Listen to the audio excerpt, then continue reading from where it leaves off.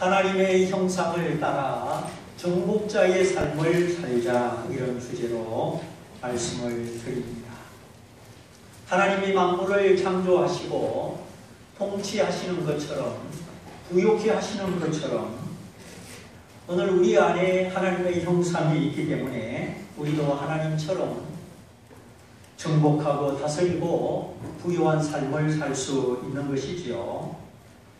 오늘같이 길이 없는 것 같고 미래가 불확실하고 패배의식이 많은 가운데 과연 정복자의 삶을 살 수 있을까?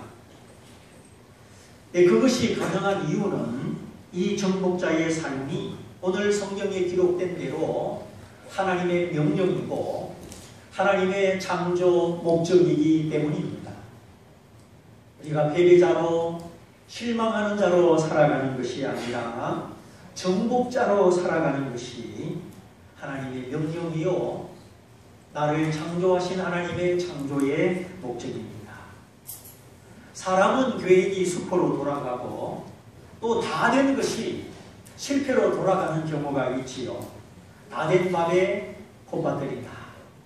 우리나라 속담이 바로 그런 뜻입니다. 될 듯 하다가 안 되고, 또 안 될 듯 하다가 되고, 사람이 하는 일은 참 희한합니다. 그 이유는 우리 삶 속에 개입하시는 하나님의 뜻이 이루어지기 때문이지요. 우리 지식으로 얼른 이해가 안 됩니다. 하나님이 어떻게 내 삶 속에 간섭하시는가? 66억 인구의 그 모든 삶과 운명 속에 하나님이 어떻게 개입하시는가? 내가 결정하면 되는 것이고 내가 결정을 안 하면 안 되는 것이지, 하나님의 간섭이 무엇이며 하나님의 개입이 무엇이냐? 이렇게 처음에는 하나님의 역사, 하나님의 개입하심이 희미하고 뚜렷하지가 않습니다. 그러나 우리가 말씀을 따라 하나님을 한 걸음 한 걸음 순종해 나아갈 때, 내 속에 역사하시는 하나님의 은혜와 간섭을 우리가 느낄 수 있습니다. 하나님이 나를 부르시고 품에 안으시는 그 순간부터 만사가 내 손 안에 있는 것이 아니라 하나님 손 안에 있는 것을 알게 됩니다. 많은 영화배우들이나 가수들이나 기업가들의 간증을 들어보면 처음에는 내 힘으로, 내 노력으로 성공하고 막 부를 이루려고 노력하다가 실패 속에 빠지고 고난 속에 빠지고, 그리고 나중에 하나님을 꼭 붙들었을 때 하나님이 나를 사용하신다, 그런 많은 간증을 듣습니다. 차범근 씨도 그렇게 빨리 달렸지만 그 아킬레스건이 파열되어 선수 생명이 끝나게 됐죠. 그것 때문에 그가 예수 믿고 하나님이 고쳐주셔서 지금은 그렇게 또 다른 역할을 하고 있습니다. 사람이 실패를 거듭하는 이유는 내가 하려고 하기 때문입니다. 내가 내 인생의 주인이 되어서 하나님과 상관없이 자꾸 자기 힘으로 살려고 하기 때문에, 왜 똑같은 일이 반복되고 같은 일이 실패가 반복될까요? 그 이유는 하나님을 인정하고 하나님께 맡기고 하나님의 음성에 순종하기보다 내가 하려고 하는 자기 중심성을 포기하지 않기 때문입니다. 사람이 굉장히 끈질겨요. 우리가 알게 모르게 하나님과 지금 다투고 있는 겁니다. 우리의 무지와 고집 때문이지요. 보세요. 포크레인이 대기를 하고 있는데 삽자루 한 개 들고 땅을 파면 언제 그거 다 파겠습니까? 포크레인을 보고 비켜야 되는데 안 보입니다. 그냥 자기 삽자루 붙들고 막 자기 능력 안에서 씨름을 하는 겁니다. 그러면 하나님은 야, 너 비켜. 내가 여기 있다. 그냥 우리를 그냥 내동댕이 치시고 강제로 포크레인을 운전해서 그렇게 일하시지 아니하실까? 하나님의 방법과 내 방법이 너무나 다르기 때문에 우리가 스스로 깨닫고 포기하지 않으면 하나님은 강제적으로 역사하지 않습니다. 나의 깨달음을 통하여, 나의 믿음을 통하여 하나님이 역사하시는 거예요. 그래서 하나님의 포크레인을 탁 대기시켜 놓고 우리가 끙끙거리면 하나님 가만히 계셔요. 주여, 내 이제 못하겠습니다, 도와주세요 하면 이제 포크레인이 등장을 하는 겁니다. 다시 말하면 하나님은 비인격적으로 강제적으로 행동하지 않으십니다. 그래서 우리가 하나님 말씀을 잘 들어야 되고 하나님의 방법을 잘 순종을 해야 되는 거죠. 아내나 남편이나 서로 기분 나쁠 때가 언제입니까? 왜 나한테 말도 하지 않고 그렇게 했느냐? 이거 오늘 주제가 아닌데 주보에 있으니까 여러분 이해하고, 자, 말해주지 않았다는 거, 나를 소외시켰다는 거, 거기서 사람이 화를 냅니다. 아, 특별 보너스 타가지고 시댁에는 200만 원 보내고 우리 친정집에는 100만 원밖에 안 보내고 내가 그걸 이해할 줄 모르는 것 같으냐고. 아, 그래도 말을 해줬어야지. 그러면서 미리 말해주지 않았다고 막 화를 냅니다. 이게 뭘 의미할까요? 나라고 하는 존재를 인정해달라는 것이죠. 자, 상대방의 존재, 상대방의 인격을 인정해준다. 그게 우리가 살아가는 방법이고 인격의 현장이죠. 미워하거나 살인하거나 소외시키거나 그거는 상대방을 인정하지 않기 때문이지요. 이 세상의 공기를 나 혼자 다 마실 테니까 야, 너희들은 마시지 마라. 그러면서 막 남의 코를 뒤틀어 막으면 어떻게 되겠습니까? 그거는 하나님의 공유 법칙에 대한 도전이요, 하나님을 인정치 않는 자기 중심성의 죄가 되는 것입니다. 남을 해치지 않아도 함께 나눌 것을 나누지 않으면 그것도 잘못이 되는 거예요. 그래서 모든 생각, 모든 사물, 모든 행동이 나 중심적으로, 자기 중심적으로 이루어진다. 이것이 하나님의 사랑을 모르는 타락이고 죄지요. 그런데 예수 믿는 그리스도인이 어떤 생각과 판단과 행실에 있어서 여전히 자기 중심적이다. 이웃의 존재도 하나님의 존재도 기억지 못하고 팔이 안으로 굽듯이 자기 중심적이다. 이건 심각한 병입니다. 인격의 질병이죠. 하나님은 나를 사랑하셔서 그 아들의 생명까지 내어주셨는데 우리가 여전히 자기 중심적으로 살아간다면 그게 인격의 질병이죠. 이번 인격의 질병은 신체의 질병보다 더 심각한 것입니다. 육신의 상처보다 마음의 상처가 더 아픈 것처럼. 그런데 여러분, 병들어서 링게로 맞고 있는 사람이 힘있게 일할 수 있습니까? 환자는 자기 하나도 가누지 못합니다. 힘을 쓰지 못합니다. 자기 중심적인 사람은 선한 영향력이 나타나지 않습니다.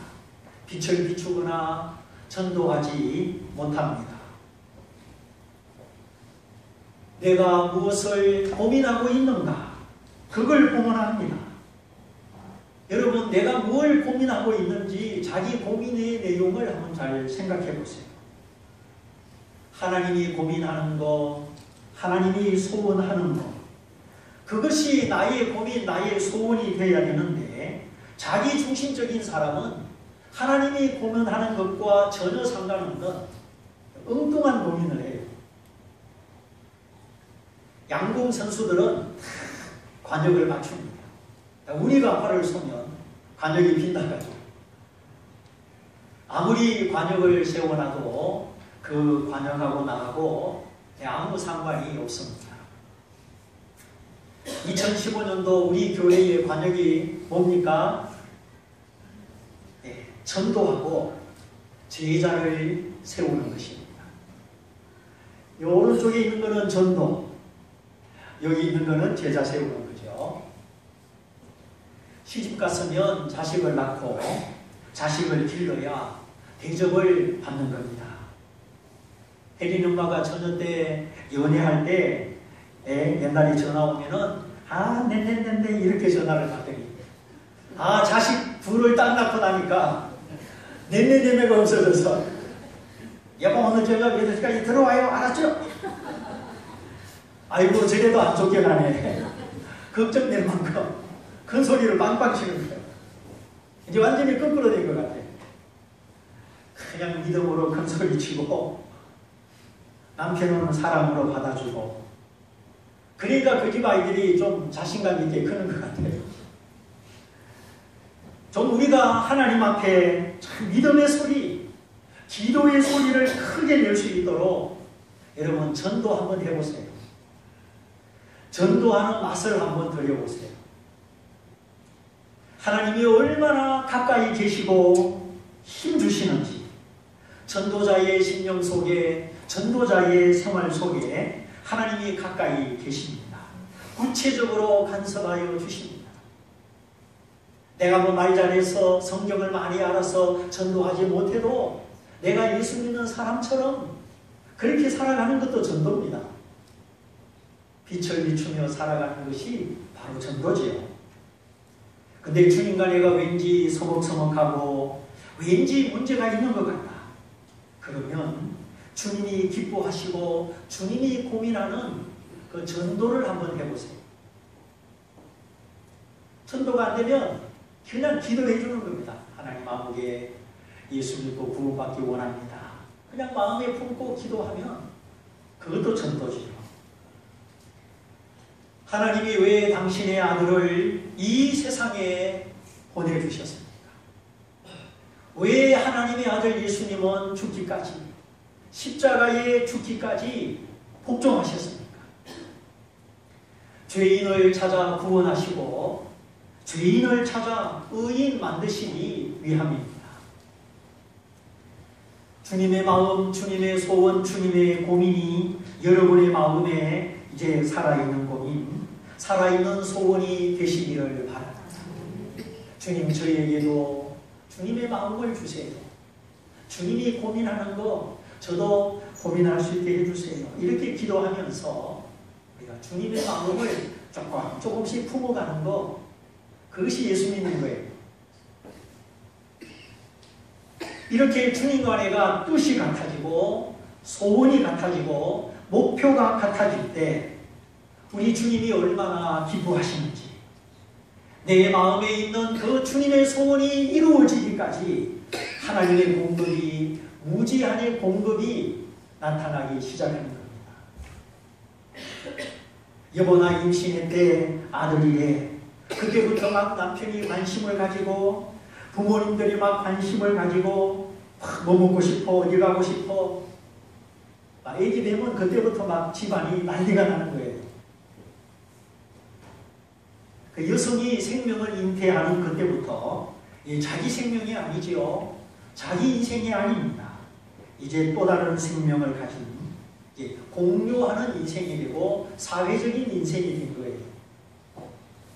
그렇기 때문에 남편이 더 열심히 일하고 모든 목적을 여기 기울이고 삶의 뿌리, 가정의 울타리가 세워지게 되는 것입니다. 아가서에서도 보면은 신부가 신랑과 함께 있는 것이 너무 좋아서 예루살렘 여자들아 나를 깨우지 마라. 그가 원하기 전에는 나를 깨우지 마라. 아주 다른 사람을 칸막이를 치고 못 들어오게 합니다. 오직 예수님하고 자기하고 단둘이 달콤한 사랑을 나누고 예수님을 독차지하려는 그런 신부의 모습을 보게 됩니다. 그런데 재미있는 것은 신부가 그렇게 신랑을 사랑하는데 막 꿈속에라도 신랑을 찾아다닐 만큼 그렇게 사랑하는데 성경을 보면 신랑이 신부를 떠나갑니다. 아주 떠나는 것은 아닌데 여기 신랑은 우리 믿음의 대상이신 예수님이고 신부는 교회, 예수 믿는 우리들이죠. 아니 그러면 교회가 예수님을 그렇게 사랑하는데 왜 예수님이 교회를 떠났을까? 예수님 안 계시는 교회가 있을 것 같아요? 없을 것 같아요? 네, 있어요. 사람이 주인이 되고 돈이 주인이 되고 율법이 주인이 되고 그래서 초대교회 에베소교회는 진리를 지키는 데는 바빴지만 처음 사랑을 잃어버렸기 때문에 회개하고 돌아오라. 안 그러면 내가 촛대를 옮기겠다고 했어요. 하나님의 영광이 떠나는 교회도 있다는 거예요. 하나님의 임재가 없는 교회도 있을 수 있는 겁니다. 아니 교회가 그렇게 예수님을 사랑하는데 왜 예수님이 교회를 떠났을까? 그 이유는 교회가 너무나 자기만을 사랑하기 때문입니다. 구역 식구가 끼리끼리 너무 친하고 자기들만 사랑하면 주님이 떠나갑니다. 왜냐하면 그 속에는 다른 사람이 들어올 수 없기 때문이죠. 닫혀있는 교회, 닫혀있는 구역은 그래서 주님이 슬퍼하는 거예요. 함께하는 사람, 나누는 사람, 번식하는 사람이라야 되는데 우리끼리 사람, 닫혀진 사람, 그래서 주님이 떠나시는 거예요.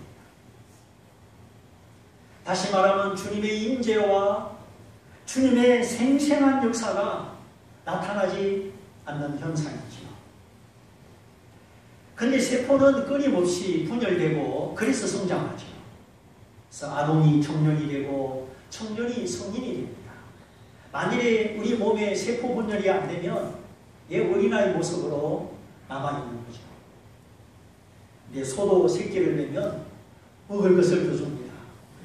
겨울에 막 담요를 쳐주고 주인이 특별 관리를 해줍니다. 바라기는 우리만의 사랑, 우리만의 기쁨을 떠나서 구역이 배가되고 구역이 번식되고 하나님의 복음이 하나님의 생명이 충만하게 되시기를 축원합니다. 왜 복음이 나에게 와서 멈춰야 됩니까? 그러면 나 다음에 예수 믿고 구원받을 사람은 어떻게 됩니까? 자, 홍수가 나거나 재난을 당해가지고 구호품을 나눠줍니다. 사람이 다 줄을 서서 양식을 받고 물을 공급받는데 내 앞에 와서 딱 끊어지면 얼마나 원통합니까? 재난을 안 당해보셨는가 봐. 이걸 받아가야 내 식구들 먹일 수가 있는데 하필이면 구호품이 내 앞에서 딱 끊어져 버렸다. 그 안타까움은 말로 다 할 수가 없을 것입니다. 마찬가지 하나님의 복음이 내게까지 와서 나를 구원했는데 그것이 내게서 끊어지고 내 다음 사람이 구원받지 못한다면 이게 얼마나 안타까운 일입니까? 그러므로 하나님이 기뻐하는 신앙, 하나님이 고민하는 거 나도 같이 고민하고 나도 같이 소원하는 것이 바로 하나님 기뻐하는 신앙입니다. 이 땅에 잃어버린 수많은 영혼들을 바라볼 때 우리 하나님은 눈물을 흘리시고 쉬지 못하십니다. 하나님의 가슴에 시커먼 고통과 눈물이 흐르는데 우리가 묻고 마시고 희희낙낙할 수 있겠습니까? 그렇다면 주님과 나는 무슨 상관이 있습니까? 분명히 주님이 말씀하셨지요. 너희가 열매를 맺으려면 나하고 관계를 맺어야 된다. 가지가 포도나무 덩치에 붙어 있어야 진액이 올라가서 열매 맺듯이 너희의 인생이 열매를 맺으려면 나하고 가까운 관계, 친밀한 관계, 매일같이 만나는 연합의 관계가 돼야 된다. 그래서 내가 너희 안에 있어야 되고 너희가 내 안에 깊이 있어야 되고 이런 사람은 과실을 많이 맺을 것이고 그렇지 않고 친밀하지 않다면 서로 서먹서먹하고 멀리 떨어져 있다면 너희가 열매 맺지 못할 것이다. 먼저는 주님과 나 사이에 친밀한 관계, 친밀한 사귐입니다. 그 다음에는 전도의 열매요. 그 다음에는 기도 응답의 열매입니다. 너희가 과실을 많이 맺으면 내 아버지께서 영광을 받으실 것이요 너희가 내 제자가 되리라. 그래서 우리가 가서 전도할 때 하나님의 영광을 받으시고 우리가 주님의 제자가 되는 것입니다. 그리고 너희가 무엇을 구하든지 다 받게 하려 한다. 기도 응답의 백지수표, 기도 응답의 축복과 능력, 그것은 전도하는 삶과 연결되어 있는 것입니다. 내가 주님의 사랑받고 주님과 친밀한 것도 전도하기 위함이요 하나님이 내 기도를 들어주시고 내 삶을 축복하시는 것도 영혼을 구원하기 위함입니다. 그러므로 예수 믿는 성도가 자기 중심성을 벗어나는 것은 전도하는 삶으로 구역을 확장, 배가시키는 삶으로 증명되는 것입니다. 내가 정말 구원받은 사람이고 하나님의 사랑을 받는 사람이고 내가 기도할 때마다 적절한 도움과 응답을 받는 사람이면 그러한 삶은 내가 전도할 때 나타나는 것입니다. 과실이 있기 전에 떨어지지 않고 포도나무가 번성하여 수확이 풍성하고 이 모든 삶은 이런 영혼에게 관심을 가지고 전도하는 삶과 함께 주어지는 것입니다. 전도는 모든 축복의 통로입니다. 정복하고 다스리는 정복자의 모든 삶이 전도하는 삶 속에 다 들어있습니다. 생육하라, 번성하라, 땅에 충만하라, 정복하고 다스리라. 하나님은 이 땅에 당신의 백성들이, 구원받은 백성들이 가득하기를 원하십니다. 하나님이 여러 민족 중에 유대 민족, 이스라엘 민족을 선택하신 이유도 바로 이것이지요.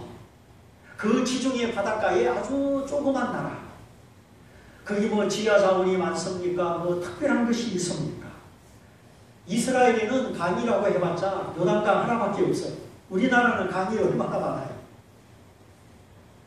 물도 그렇게 귀하고 땅은 석회석이고 뭐 이스라엘 땅을 놓고 보면 특별한 땅이 아닙니다. 오히려 그 주변에 뭐 사우디, 쿠웨이트, 카타르 그런 나라에 석유가 더 많습니다. 이스라엘 땅에 석유 나온다 그런 소리도 못 들어봤습니다. 또 이스라엘 민족, 중동 여러 민족들과 마찬가지 노아의 아들 셈의 후손 중에 한 민족입니다. 노아의 아들 셈의 후손들이 이스라엘 민족만이 아니지요. 따지고 보면 인도 사람, 중국 사람, 한국 사람 전부 동양 민족은 다 셈의 후손들입니다.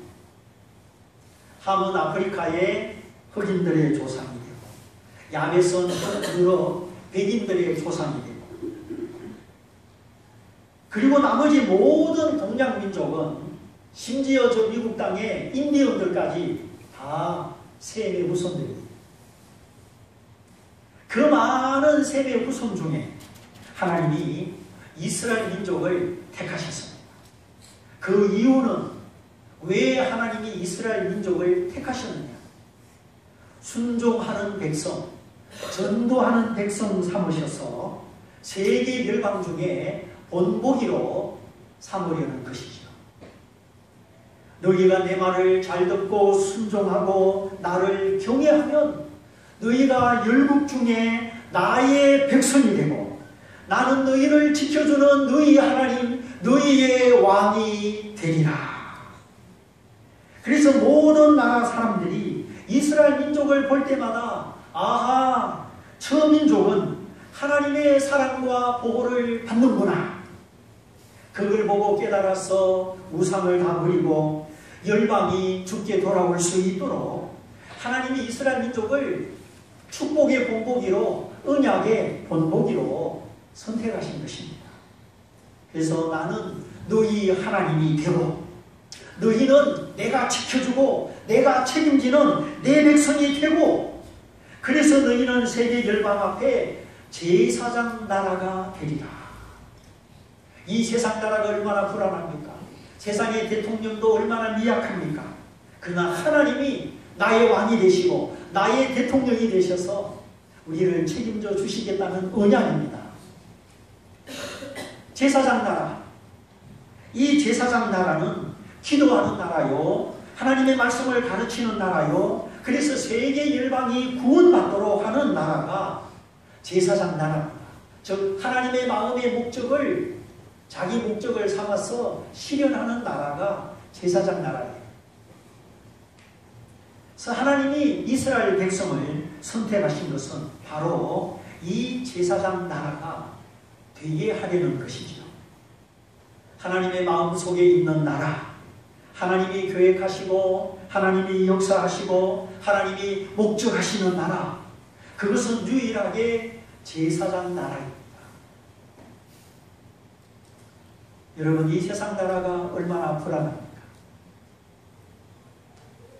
그래서 하나님이 우리의 주인이 되시고 우리의 왕이 되셔서 우리 인생으로 불안하지 않게 하시려고 너희는 내 말을 잘 듣고 순종하고 전도해라 하신 겁니다. 사람이 집을 지어도 목적이 있잖아요. 이 집 잘 지어서 자식에게 줘야 되겠다. 아니면 세 받아야 되겠다. 아니면 이 집 잘 지어서 고아원을 만들어야 되겠다. 집 짓는 사람마다 그 마음에 목적이 다 있습니다. 빌딩을 짓든지 무슨 집을 짓든지 망치를 손에 잡고 톱을 켜기 시작하면 모든 건축가의 마음에 목적이 있는 거예요.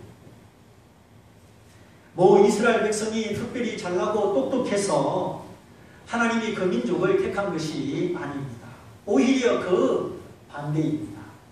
그 지중해 바닷가 옆에 작은 나라, 남쪽에는 큰 나라 이집트가 있고 북쪽에는 또 큰 나라 아수르 제국, 바벨론 제국이 있고, 서쪽에는 건너갈 수 없는 지중해요, 동쪽에는 지나갈 수 없는 크고 두려운 광야 아라비아 사막입니다. 그러니까 이스라엘 나라는 동서남북이 다 막혀있는 나라예요. 오직 하나님의 도우심이 아니면 살아갈 수 없는 땅이 이스라엘 땅입니다. 지정학적으로 그래요. 우리나라도 비슷해요. 우리 부모들이 잘났습니까? 자식들이 위대합니까? 우리 대한민국 땅덩이가 넓습니까? 지하 자원이 많습니까? 삼면이 바다예요. 남쪽에는 항상 혀를 날름거리는 일본이 있고, 북쪽에는 동족에게 핵을 개발하고 총뿌리를 겨누는 북한이 있고, 그 북한 위에는 으르렁거리는 두 마리 큰 늑대가 버티고 있지 않습니까? 뭐 경제적인 거래 때문에, 경제적인 측면 때문에 손을 내어밀고 서로 협약을 하지만 언제 어떻게 변할지 모르는 13억의 중국이 있습니다. 또 옛날에 김일성에게 6.25 사변 남침을 허락했던 스탈린, 그 스탈린의 후에 공산국가 소련이 또 버티고 있습니다. 하나님이 미국이라는 기독교 나라를 붙여주셔서 동서남북 사방이 막힌 가운데 우리나라를 이만큼 지켜주셨습니다.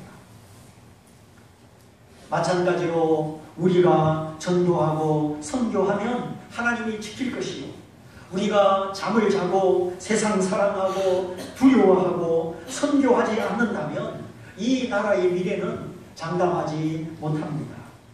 지금 북한의 땅굴이 청와대 밑에까지, 저 예전의 계룡산 밑에까지 부산까지 갔다고 말들이 많습니다.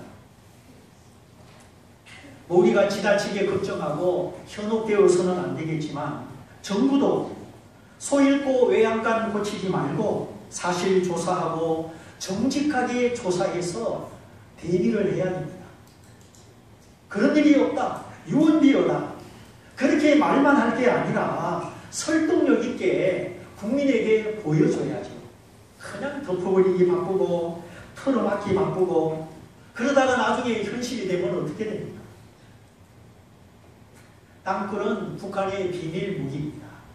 김일성이가 살아있을 때부터 직접 명령으로 지금까지 진행되는 일입니다. 38선 근서에만 땅굴이 있는 게 아니에요. 지금도 땅굴 견학을 하고 군 부대에서 몇 달마다 한 번씩 편지가 옵니다. 버스도 보내주고 어떻게 점심도 준다고 휴전선에 땅굴이 있습니다. 근데 그 땅굴이 정말 휴전선까지만 있을까요? 한번 생각을 해보세요. 북한이 어떤 나라인데? 땅굴을 말하려고 이 말하는 것이 아니라 그만큼 우리나라가 지정학적으로 군사적으로 세계 열강 속에 힘없고 작은 나라로 처하여 있다는 겁니다. 무궁화 꽃이 피었습니다. 박정희 대통령의 핵개발 프로그램, 그것이 왜 무산됐는지 그 진상은 아직도 밝혀지지 않고 있어요. 너무나 엄청난 사건이기 때문에 이건 함부로 말할 수가 없어요. 문세감 간첩의 유경수 여사 시해 사건, 정말 그가 간첩이었는지 그건 아무도 모릅니다. 아직도. 간첩이 어떻게 그 자리에 들어갈 수 있었을까? 또 박정희 대통령의 시해 사건, 그 배후에 우리가 모르는 비밀들이 있을 수가 있어요. 하나님이 이 모든 것을 합력하여 선을 이루셨다고 믿지만 지금까지 우리나라는 수많은 위기와 고비와 위험을 넘겨왔습니다. 6.25 남침 사건 이후 북한이 또다시 대남 전쟁을 실행하려고 계획했던 일들이 몇 번인지 아십니까? 또 미국이 북한을 없애려고, 왜 회기역을 받으니까 북한을 공격하려고 계획했던 일들도 있었습니다. 우리가 모르는 사람들의 은밀한 계획이 있었지만 그걸 하나님이 다 막으셨어요. 만일 그러지 않고 제2의 6.25, 제3의 6.25가 또 일어났다면 여기 우리 자녀들 중에 절반은 태어나지도 못했어요. 전쟁통에 어떻게 결혼이 이루어지고 전쟁통에 어떻게 아기를 낳습니까? 하나님이 원하시는 것은 영혼 구원입니다. 이 땅에 교회가 존재하는 목적도 영혼 구원입니다. 오늘 내가 구원받은 것도 또 다른 사람이 구원을 받게 하려는 것이죠. 그러므로 끼리끼리 뭉쳐 있으면, 문을 잠그고 교회의 문을 막으면 안 됩니다. 누구든지 언제든지 주님의 교회에 올 수 있어야 합니다. 열방의 구원을 위하여, 하나님의 목적을 위하여 택함받은 이스라엘이 교만에 빠지고 담을 높이 쌓았을 때, 우리만 하나님의 특별한 민족이고 이방인은 다 괴취급을 하고 그렇게 교만했을 때 그 민족은 해체되고 로마의 공격을 받고 히틀러의 박해를 받았습니다. 유대인들이 게서실에서 600만 명이나 죽지 않았습니까? 오늘 우리도 제2의 이스라엘이 되지 않도록 5,000년 동안 730번의 외침을 받았던 이 나라에 왜 하나님이 복음을 허락하셨는가? 선교사를 보내주시고 십자가를 세워주셨는가? 이제 우리가 우리 자신을 떠나서 사심을 버리고 주님의 마음을, 십자가의 목적을 깊이 생각해야 합니다. 내 자식, 내 거, 나에게 매여 있으면 안 됩니다. 그러면 하나님의 친밀함과 하나님의 모든 복이 막히는 것이죠. 나의 사슬, 나의 욕망, 나의 두려움을 개쳐버리고 나의 보호자, 나의 왕, 나의 임금은 하나님이시다. 내 삶의 모든 두려움과 모든 미래 속에 함께 하시는 분은 하나님이시다. 이 세상의 슬픔, 고통, 외로움, 죽음 넘어 영원히 나를 환영하시고 임마누엘 품에 안으시는 분은 하나님이심을 믿고 이제 눈을 크게 떠서 하나님의 목적에 합하도록 하나님과 연합해야 하겠습니다. 그때 하나님이 우리를 축복하십니다. 우리 삶을 하나님이 보장하십니다. 우리 삶을 인도하시고 우리 기도를 응답해 주십니다. 자기 사랑, 자기 만족, 포근함에 빠져서 신랑을 잃어버린 신부, 그가 밤중에 일어나 신랑을 찾다가 결국 주님을 다시 찾았는데 어디서 주님을 찾았느냐? 주님의 동산에 양떼 먹이는 곳에서 주님을 찾았습니다. 주님은 어디에 계십니까? 우리가 주님을 어디서 더 생생하게 만날 수 있습니까? 잃어버린 영혼, 배고파하고 양식을 바라는 양떼들 속에 주님이 계십니다. 그러므로 내 영혼이 클클하고 답답하고 사방 환경이 쪼여오고 그러면 우리가 지금은 주님을 다시 찾을 때입니다. 우리가 주님을 찾고자 하면, 다시 주님을 만나기 원하면 우리 잃어버린 영혼들에게 가야 합니다. 그래서 우리 중고등학생들도 친구를 전도하고 친구를 양육하는 목양을 정신을 이번에 가서 배워온 것이죠. 구원의 말씀을 바라고 진리의 양식을 구하는 이 시대를 불안해하고 자기가 누구인지 모르고 미래를 막연하게 바라보는 우리 주변의 이런 영혼들, 양떼들에게, 배고픈 양떼들에게 가야 하는 것입니다. 시몬아, 네가 나를 사랑하느냐? 그렇다면 네가 나를 사랑한다면 어떻게 하라? 내 어린 양을 먹여라. 어린 양은 먹이지 않으면 굶어 죽습니다. 자기 힘으로 음식을 찾지 못합니다. 주님의 이 음성 속에 올 한 해 전도하고 제자 세우는 해로, 그래서 구역예배도 힘써 함께 하시고 주님을 다시 만나되 기쁨 중에 만나고 주님이 내 안에, 내가 주님 안에, 주님과 내가 깊이 만나고 온전히 하나 되는 이 은혜가 있으시길 바랍니다. 아직까지 전도할 수 없는 분은 이 예배 시간 여기 나오기만 해도 그것이 전도입니다. 자기 앉아서 내 자리 지키는 것이 자기 영혼을 구원하기 때문에 자기 잘 지키는 그것이 전도죠. 여러분의 얼굴을 보여주면 그것이 전도입니다. 그래서 낙심하지 말고 예배 시간 잘 지키고 말씀 잘 듣고 배워서 전도하면 되겠습니다. 오늘 이 자리에 앉아 계신 분, 모든 분이 하나님께 기쁨이요 저에게 힘이 되고 있습니다. 내 인생에 사방팔방 캄캄하고 막혔을지라도 하나님이 나를 제사장 나라 삼으셨다. 하나님이 나를 책임지시고 나를 지켜주시는 선한 아버지, 선한 왕이시다. 나는 그의 백성이다 믿고 이제 내 삶의 방향, 내 삶의 목적, 오직 전도, 오직 제자 여기 맞추어서 올 한 해 하나님의 위로, 하나님의 해결, 하나님의 감정이 풍성하시기를 주님의 이름으로 축원드립니다. 축원드립니다. 이 말씀을 붙잡고 다 같이 기도하겠습니다. 주님, 나의 관심도 나의 소원도 있지만 주님의 소원을, 주님의 마음을 내가 품기를 원합니다. 그래서 정복자의 삶을 살기 원합니다.